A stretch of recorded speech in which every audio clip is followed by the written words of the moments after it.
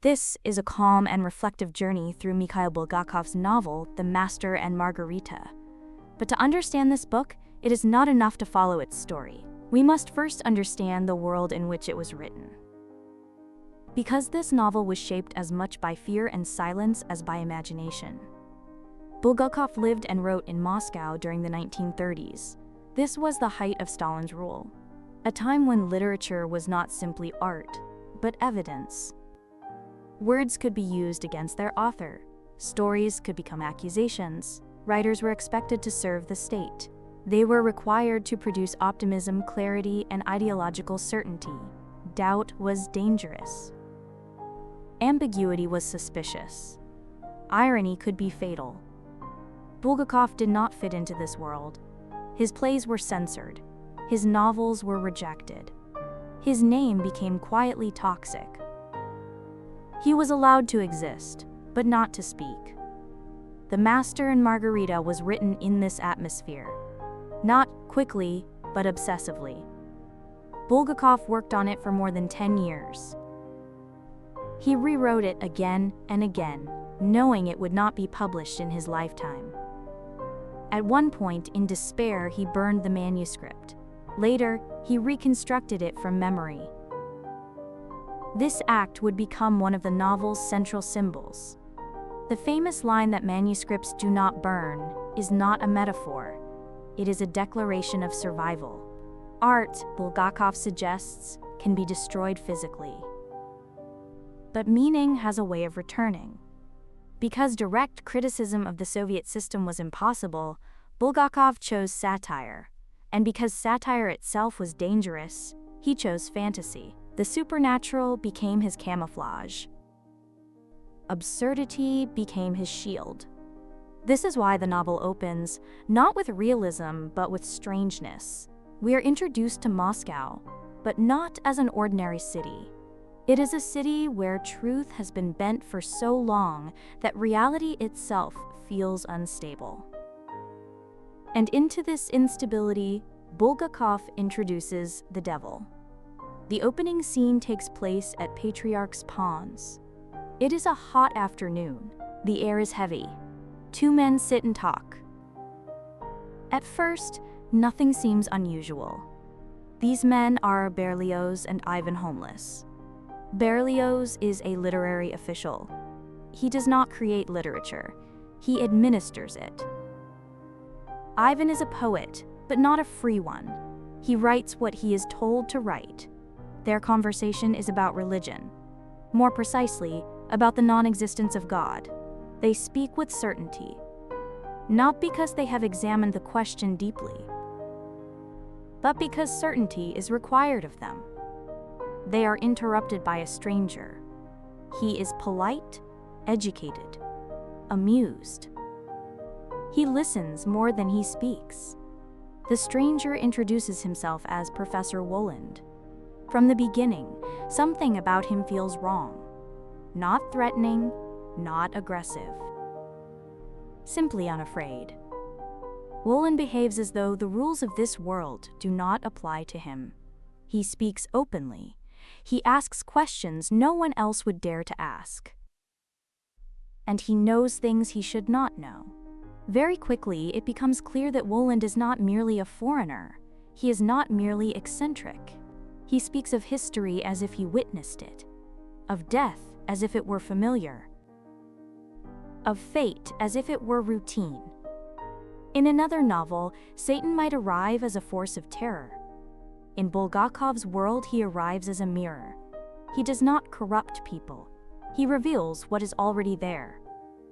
Greed, fear, cowardice. When chaos follows Woland's arrival, it is not because he creates it. It is because Moscow is already built on lies. Woland merely removes the safety mechanisms.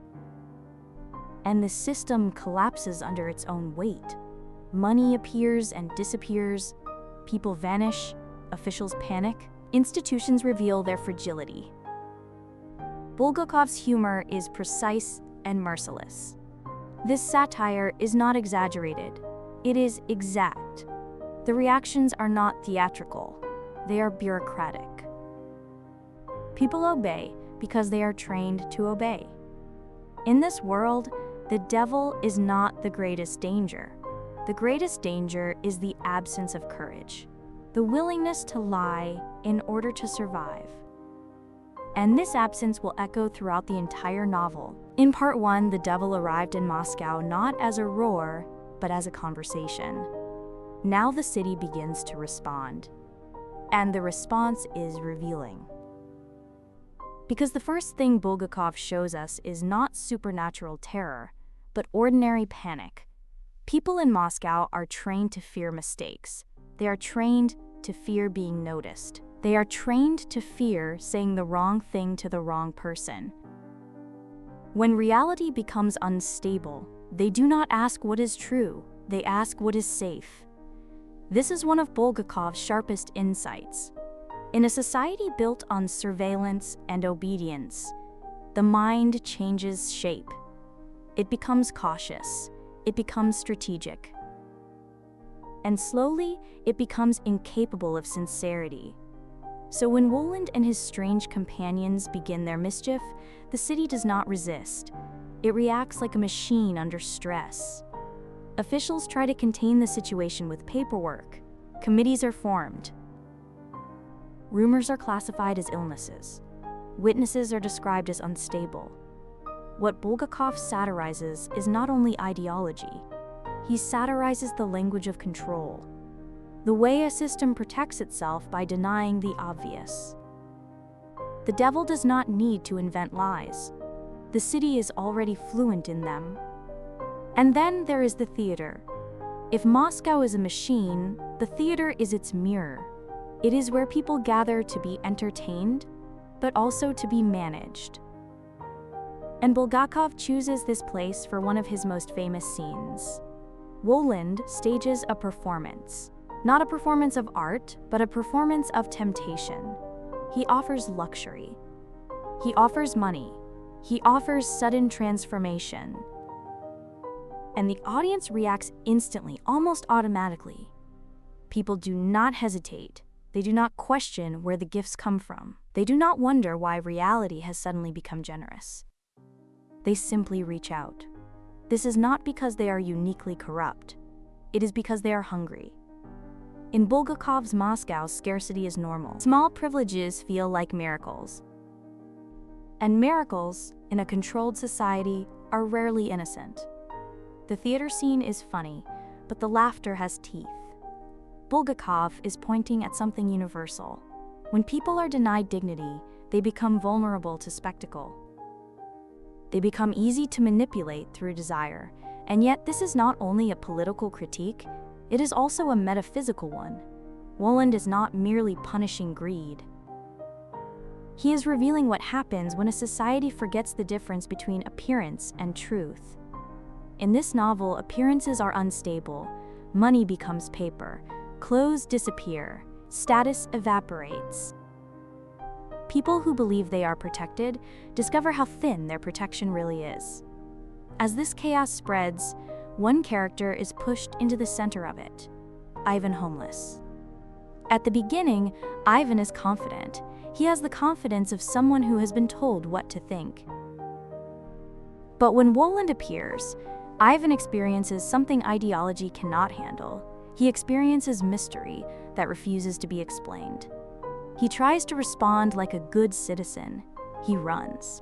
He reports. He seeks authority. And the system responds by labeling him mad. This is another precise observation. When a society cannot explain an event, it diagnoses the witness. It does not ask whether the world is strange. It asks whether the person is broken. Ivan is taken to a clinic. The clinic is clean, quiet, and controlled. In a way, it resembles the society outside. People are managed gently, but firmly. And here, in this controlled space, Bulgakov introduces a different kind of story. A story within the story. A second world that does not look like Moscow at all. It is a world of ancient heat, stone, and conscience. Ivan meets a man known only as the Master. He is not introduced like a hero, he is introduced like a wound. Someone who has been broken by the collision between imagination and power. The master has written a novel. Not a Soviet novel, not a novel of progress. A novel about Pontius Pilate. This is the moment where Bulgakov's personal history becomes visible beneath the fiction. Because Bulgakov knew what it meant to write something that did not fit the required world. He knew what it meant to be rejected not for being bad, but for being wrong. And he knew the slow despair that follows. The master describes how his work was attacked, how critics dismantled it with ideological language, how public opinion was shaped against him, how isolation became total. Here, Bulgakov is not merely satirizing the state, he is describing the inner cost of censorship, not simply the absence of publication, but the destruction of confidence. The erosion of the self. And as the master speaks, the novel begins to stretch. It becomes not only a comedy of devils in Moscow, but a meditation on the fate of art. What does it mean to create truth in a world that cannot tolerate it? What does it mean to be sincere when sincerity is punished? In the clinic, Ivan listens, and something in him starts to soften. The confident young poet begins to realize that certainty can be a form of blindness, and that the world may be deeper than his training allowed him to imagine. In part 3, we will follow the master's story further and step fully into the Pilate narrative, because Bulgakov does not use Pilate as decoration. He uses Pilate to ask one of the novel's central questions: what is the price of cowardice? To write the Master and Margarita was, for Bulgakov, a form of double existence. Outwardly, he lived in the Soviet system, navigating permissions and prohibitions. Inwardly, he lived inside a manuscript that could not be published. And the tension between these two lives is the novel's secret engine. In part 2, we entered the clinic, where Ivan meets the master. Now the master begins to tell his story more fully. And with it, Bulgakov opens a second narrative world, Jerusalem under Roman rule. It is hot, it is bright, it is painfully real. The shift is deliberate. Moscow is absurd, crowded with masks. Jerusalem is stark, stripped of comedy. And in this starkness, Bulgakov explores conscience. Pontius Pilate appears not as a symbol, but as a person. He is tired. He is sick. He is irritated by politics. And above all, he is afraid. He meets a prisoner, Yeshua. Bulgakov's Yeshua is not presented as distant divinity. He is presented as clarity, as someone who speaks simply and therefore dangerously. In a world built on power, simple truth becomes a threat. Pilate senses that Yeshua is not guilty of the kind of crime Rome cares about. He senses, perhaps, that the man is harmless, but he also senses something worse, that the crowd's hunger for punishment is uncontrollable, and that the political cost of mercy may be his own destruction. Here, Bulgakov writes about cowardice with unusual precision. Cowardice is not screaming fear, it is quiet calculation. It is the decision to protect oneself at the cost of truth. Pilate wants to avoid responsibility. He wants the situation to resolve itself. He looks for loopholes. He looks for procedures. And in doing so, he becomes trapped in the machinery of his own position. This is why Bulgakov's Pilate sections feel so modern. They are not merely historical scenes. They are scenes of administration, of power pretending to be neutral, of moral decisions disguised as bureaucratic necessity. When Pilate finally allows the execution, the tragedy is not only Yeshua's death, the tragedy is Pilate's internal collapse, because he knows he has done wrong, and he cannot undo it. He must live with it. Bulgakov returns to this idea again and again, that the punishment for cowardice is not public shame, it is private torment. A quiet, endless replaying of the moment when one could have acted differently. Now step back to Moscow. The master's story is not an escape from the satire, it is its foundation. Bulgakov is showing that the modern world and the ancient world are connected by the same human weaknesses: fear, ambition, the desire to survive.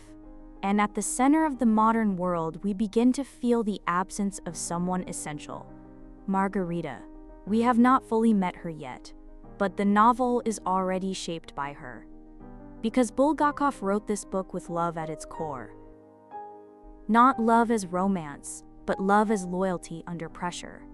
Bulgakov's own life included a profound reliance on his wife, who supported him through censorship and despair. In the novel, Margarita becomes the embodiment of that support. She is not naive. She does not believe the world is fair. But she refuses to surrender what she loves. Back in Moscow, Wolin's presence continues to reveal the city's spiritual condition. He does not invent greed, he tests it. He does not create cowardice, he invites it to speak. The people who fall are already leaning, and yet Bulgakov complicates the idea of good and evil. Wolin is terrifying, but he also enforces a strange fairness. He humiliates hypocrites, he exposes false virtue. He punishes those who harm others for status. In this sense, Woland functions like a cosmic auditor, not benevolent, not kind, but accurate. And accuracy, in a world built on lies, feels like violence. The master, meanwhile, is a man who has lost his connection to his own work. He believes he has failed. He believes he is finished. And he believes that destruction is final. This is where the novel's most famous motif emerges again, the manuscript that returns. Bulgakov is quietly arguing that art has a life beyond the moment of its creation. It can be suppressed, it can be hidden, it can even be burned. But if it contains truth, it has a way of resurfacing. In the Soviet context, this was not a safe idea. It was almost a provocation. And that is part of the novel's courage. It insists on spiritual persistence in a world designed to erase it. In Part 4, Margarita will step fully into the center of the story, and the novel will change tone again. It will become less like a satire of institutions and more like a myth about devotion. Because in Bulgakov's world, love is not sentimental. It is a force strong enough to negotiate with darkness. By the time Margarita truly enters the center of the novel, the world of the Master and Margarita has already revealed its deepest wounds. We have seen how fear organizes daily life. We have seen how truth becomes dangerous. And we have seen how creativity collapses under pressure. Now Bulgakov introduces a force that does not operate according to any of these rules. Margarita is not introduced as a rebel. She is not introduced as a thinker. She is not introduced as a political subject. She is introduced as someone who loves. This may seem ordinary, but in the context of Stalinist Moscow, love itself was dangerous. Love could not be supervised. It could not be collectivized. It resisted ideological language. And therefore, it could not be trusted. Margarita lives a life that appears comfortable. She is materially secure. She is socially protected, but her inner life is empty. Not because she lacks meaning, but because meaning has been taken from her. Her love for the master is not romantic escapism. It is not youthful fantasy. It is not blind devotion. It is recognition. She recognizes in the master something rare: sincerity, vulnerability, a refusal to lie about what matters. And this recognition binds her more strongly than safety ever could. Bulgakov's portrayal of Margarita is inseparable from his own life. During the years he was silenced, isolated, and publicly erased, he survived largely because of his wife. She protected him. She preserved his manuscripts. She believed in his work when the world treated it as non-existent. Margarita is not an abstract symbol. She is gratitude given narrative form. She is Bulgakov's answer to despair. not denial of suffering, but refusal to surrender meaning. When Woland approaches Margarita, the novel reaches a turning point. Unlike earlier victims of chaos, Margarita is not confused. She is not manipulated. She is not deceived. She is informed. Woland offers her power. But he also offers truth. He does not promise happiness. He does not promise justice. He promises consequence. To accept his offer, Margarita must abandon safety. She must cross into moral ambiguity. She must enter darkness willingly. And she does so without illusion. This is crucial. Margarita does not become corrupted. She becomes lucid. She understands that purity offers no protection in a corrupted world. Her transformation is often misunderstood as spectacle. But it is not spectacle. It is emancipation. For the first time, she is no longer pretending. Fear loosens its grip. The famous ball hosted by Woland is grotesque and overwhelming. But it is not gratuitous. Bulgakov uses excess to expose the moral architecture of power. Hierarchy, violence, and spectacle are not accidents. They are rituals. Margarita moves through this ritual without fascination. She does not admire it, she endures it. And endurance, in this novel, is a form of strength. What ultimately defines Margarita is not her willingness to enter darkness. It is her refusal to abandon compassion once she is there. When offered the chance to ask for anything, she does not ask for herself. She asks for mercy for another. This moment quietly overturns the logic of the novel. Until now, power has flowed downward. Punishment has been the dominant language. Margarita introduces a different grammar. Mercy, in Bulgakov's world, is not weakness. It is the only force capable of interrupting endless retaliation. It does not erase guilt. It prevents meaning from collapsing into cruelty. Through Margarita, Bulgakov suggests that love is not sentimental. It is not blind. It does not deny reality. It sees clearly and still chooses. This choice does not fix the world. It does not undo suffering. But it preserves something essential: the possibility of inner freedom. As this part of the novel closes, we understand that Bulgakov is no longer merely satirizing a system. He is proposing an alternative to it, not political revolution. Moral persistence. In the next part, the novel will move toward resolution. But not resolution in the conventional sense. Bulgakov does not reward virtue with triumph. He rewards endurance with rest. As the novel moves beyond Margarita's choice, it begins to shift its center of gravity. The chaotic energy that dominated earlier sections slowly gives way to reflection. This is not the calm of resolution. It is the calm that follows endurance. At this stage, Bulgakov is no longer primarily concerned with exposing hypocrisy. That work has already been done. The system has revealed itself. What remains is the question of what survives after exposure. The master returns to the narrative not as a restored hero. He does not reclaim his position. He does not demand recognition.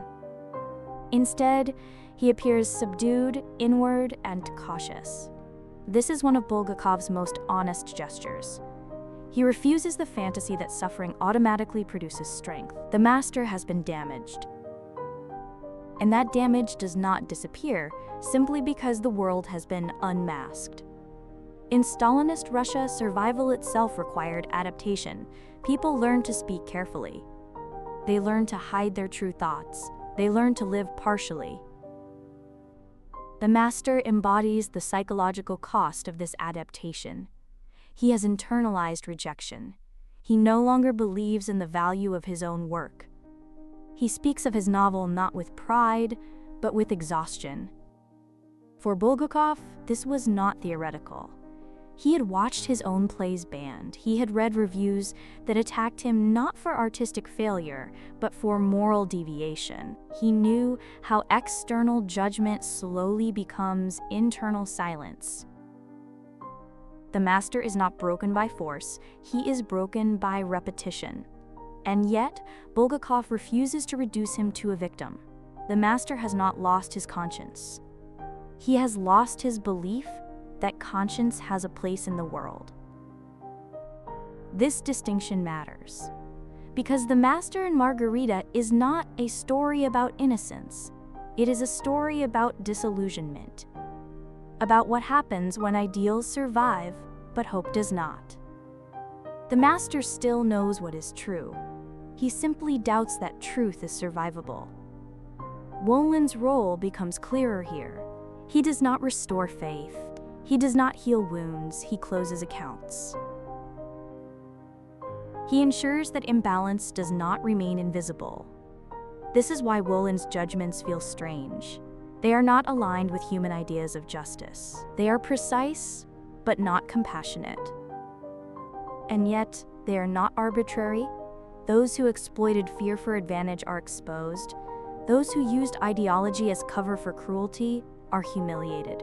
But those who suffered quietly are not punished further. Bulgakov draws a sharp moral boundary. The novel makes an important distinction between guilt and responsibility. Guilt is widespread. Responsibility is rare. Many people participate in lies. Few design them. This distinction reflects Bulgakov's understanding of his time. He did not believe that everyone was equally evil. He believed that systems encourage moral laziness, and that resisting this laziness requires unusual effort. The master's fate is not triumph. He does not return to society as a reformer. He does not write another book. Instead, he is granted something far more modest. He is granted rest. Not paradise, not glory. Rest. This choice puzzled many early readers, but it reflects Bulgakov's realism. After prolonged pressure, not everyone wants to re-enter struggle. Some want silence. Some want distance. Some want an end to evaluation. Rest, in this sense, is not escape. It is recognition of limits. Recognition that endurance itself can be a form of victory. That survival without surrender still matters. The pilot narrative returns once more, now charged with accumulated meaning. Pilot has lived in internal exile. His punishment has been memory.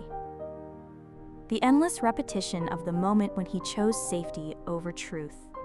Bulgakov's portrayal of Pilot is unusually empathetic. Pilot is not absolved, but he is understood. And understanding becomes the mechanism of release. When Pilate is finally freed, it is not through punishment, it is through acknowledgement. The acknowledgement of fear. The acknowledgement of failure. This is Bulgakov's alternative to retribution. In a culture obsessed with confession and punishment, Bulgakov proposes something else. Reflection, responsibility, and the possibility of laying the burden down. The novel's movement toward its conclusion is therefore quiet. There is no final spectacle, no dramatic victory. Only the settling of accounts and the easing of tension. For Bulgakov himself, this ending carried personal weight. He did not believe he would see recognition. He did not expect justice. But he hoped for something simpler. That his work would one day be read, that it would find a future beyond its moment of suppression. That meaning could outlast prohibition. In the final part, we will step back fully and consider why this hope was not misplaced. As the narrative approaches its final horizon, Bulgakov widens the lens. The story begins to loosen its attachment to individual events. What comes forward instead is atmosphere, memory, after effect. This is the stage at which The Master and Margarita stops behaving like a novel with a plot. It becomes something closer to a philosophical landscape. The characters remain, but they no longer struggle in the same way. Their conflicts have already done their work. For Bulgakov, this movement reflects a truth he understood deeply: systems do not collapse all at once. They erode the inner life first. They teach people to measure themselves constantly, to evaluate their worth according to approval. One of the novel's most striking achievements is its portrayal of psychological fatigue, not fear as panic, not despair as drama, but exhaustion as a permanent condition. By this point in the story, many characters no longer react strongly. They comply, they adapt, they rationalize. This is not presented as villainy, it is presented as survival.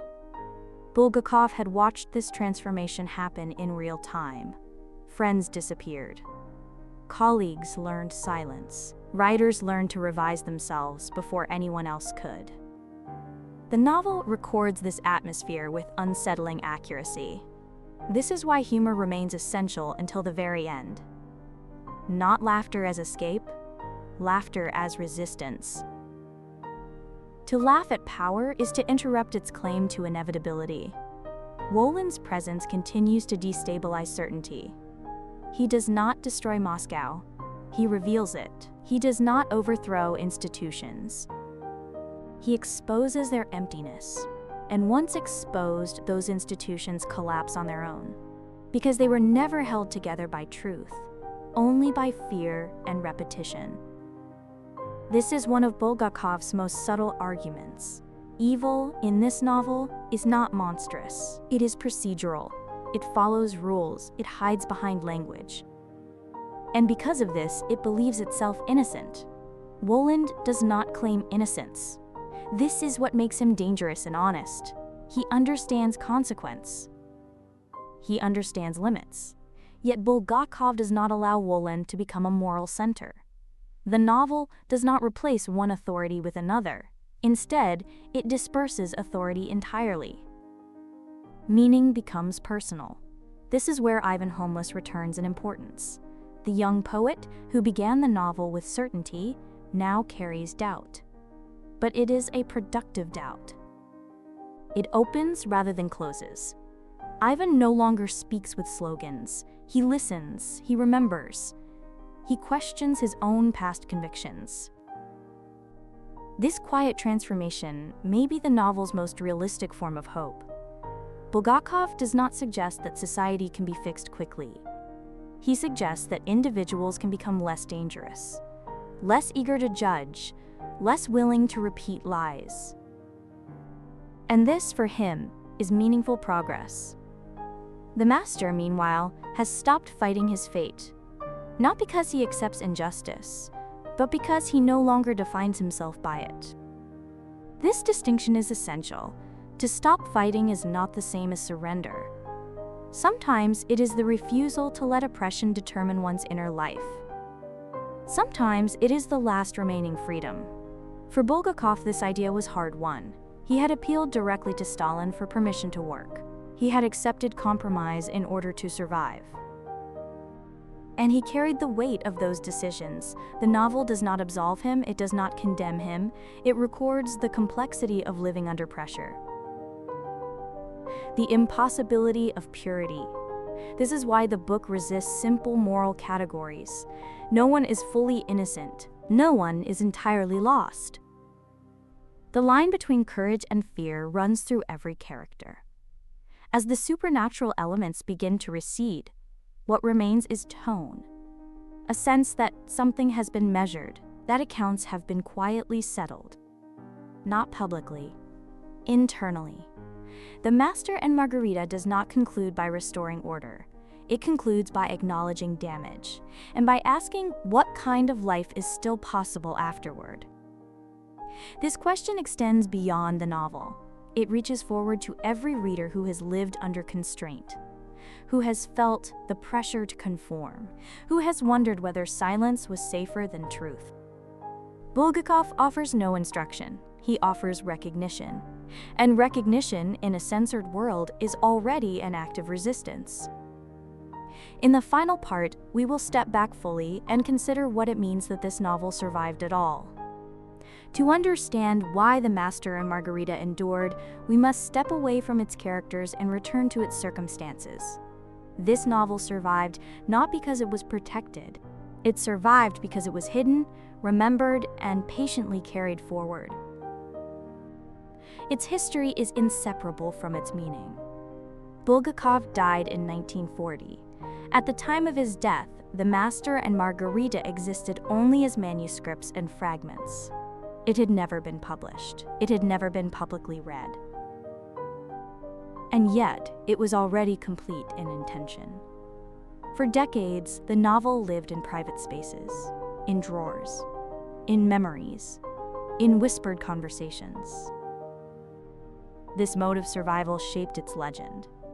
When the book finally appeared, it did so cautiously, censored, incomplete, edited for safety. Even then, readers recognized its force immediately. This reaction puzzled authorities. The system that suppressed the novel had already begun to decay. Its language no longer convinced. Its rituals felt empty. Bulgakov's voice arrived at exactly the moment when certainty was exhausted. The phrase, "manuscripts do not burn," became the novel's quiet manifesto. It was not a claim about physical durability, it was a claim about time. About the long horizon beyond fear. Censorship operates in the present tense. It assumes permanence. It believes that erasure is final. Bulgakov understood something else. He understood that meaning moves slowly, that it bypasses institutions, that it waits. And that waiting is not passivity. This insight was not optimistic. It did not promise victory. It promised continuation. A future reader. A future moment of recognition. The novel's survival was aided by those who refused to forget it. Wives, friends, readers who copied pages by hand. People who treated literature as responsibility. This quiet network of care mirrors the novel's own values. Loyalty, memory, persistence without spectacle. The book lived because people behaved like Margarita. When The Master and Margarita reached wider audiences, it did not feel outdated. It felt prepared. Its satire remained sharp. Its questions remained unresolved. This is the mark of a work not anchored to a single regime. Bulgakov did not write propaganda against a specific system. He wrote a study of how systems deform conscience. And this deformation repeats across eras. Which is why the novel traveled so easily beyond its original context. Readers in different countries recognized the same patterns. Bureaucracy that speaks in circles. Power that avoids responsibility. Individuals who learn to protect themselves by shrinking.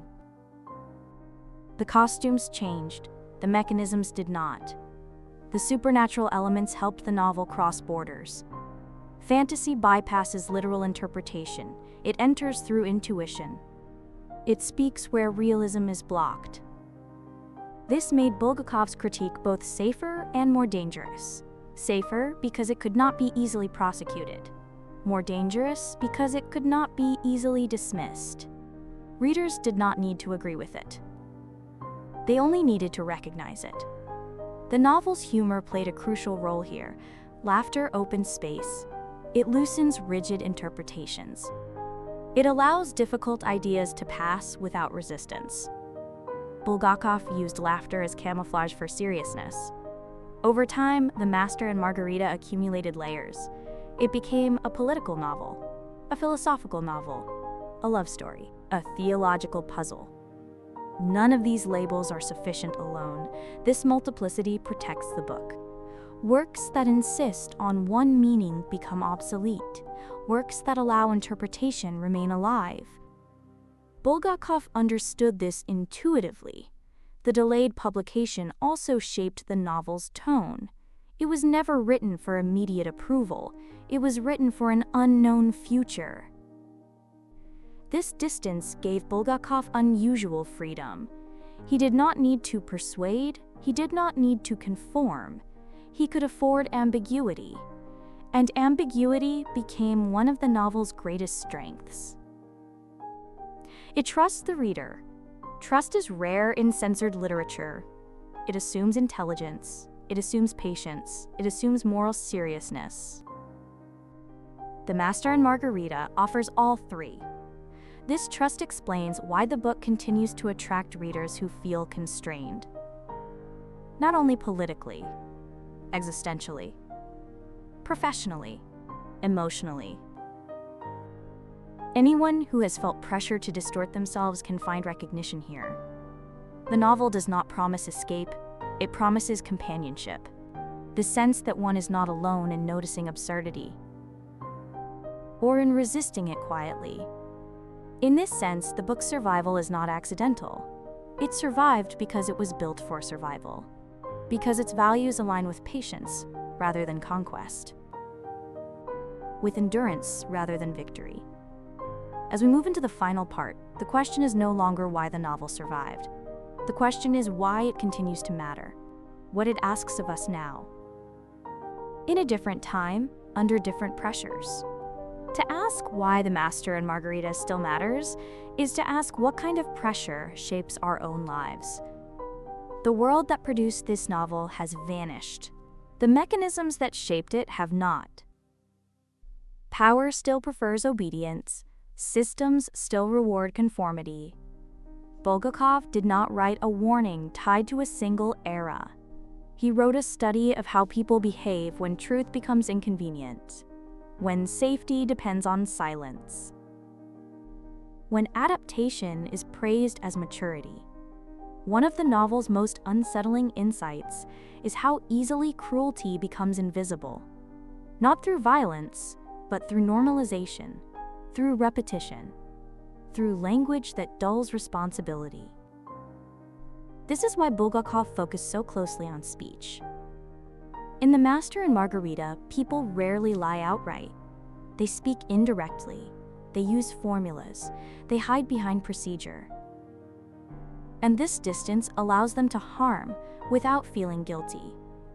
Against this backdrop, the novel proposes no revolution.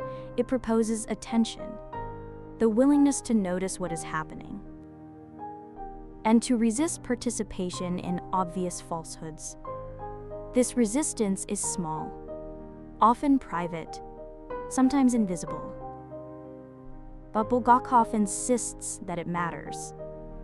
The Master does not change the world, he refuses to lie about it. Margarita does not reform society, she refuses to abandon what she loves.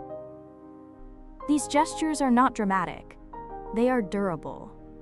Durability is the novel's quiet theme, not strength, not victory. The ability to remain oneself under pressure. In contemporary life, this pressure often appears subtle. It is framed as efficiency, as professionalism, as realism. The demand to adjust expectations rather than question structures. Bulgakov's novel asks whether this adjustment has limits. At what point adaptation becomes erasure? At what point survival becomes complicity? These questions remain uncomfortable because they are unresolved. The Master and Margarita does not offer criteria, it offers situations. It places characters at moments of decision and allows us to feel the cost of their choices. Even Woland, often misunderstood as the novel's center, ultimately recedes. He does not dominate the ending. He does not explain himself. Because explanation would reduce responsibility, the novel ends without triumph, without conversion, without redemption in the traditional sense. What it offers instead is continuity. Life goes on, not improved, not purified, but slightly clarified. This clarification is subtle. It does not announce itself. It appears as awareness, as restraint, as the refusal to confuse silence with peace. For readers today, this may be the novel's most valuable gift. Not guidance, not instruction. Recognition. Recognition that confusion can be honest, that doubt can be ethical, that endurance can be meaningful even without resolution. Bulgakov trusted readers to live with uncertainty. This trust explains why the book continues to circulate, why it resists closure, why it feels contemporary in moments of pressure. It does not age because it does not conclude. The Master and Margarita ultimately suggests that freedom is not an external condition, it is an internal practice, a series of small refusals. A commitment to memory. Memory of what matters. Memory of what was sacrificed. Memory of what must not be normalized. In this sense, the novel itself becomes an act of memory. It remembers a time when truth was dangerous, and it reminds us that danger does not disappear, it changes shape. It becomes polite. Bulgakov did not live to see his novel recognized, but he wrote as if recognition were inevitable, not because of optimism, but because meaning seeks continuation. The Master and Margarita continues because it does not flatter, it does not reassure, it does not simplify. It accompanies, and perhaps that is its final function, not to instruct, not to console, but to stand beside the reader, quietly, attentively, without promise, and without fear.